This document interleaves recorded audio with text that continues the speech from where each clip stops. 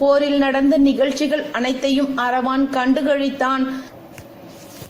இதனை நினைவூட்டும் வகையில் சித்திரை மாதம் பௌர்ணமி அன்று விழுப்புரம் அருகே உள்ள கூவாகம் என்னும் கிராமத்தில் இருக்கும் கூத்தாண்டவர் கோவிலில் நடைபெறுகிறது அரவாணிகள், அதாவது திருநங்கைகளின் திருவிழா.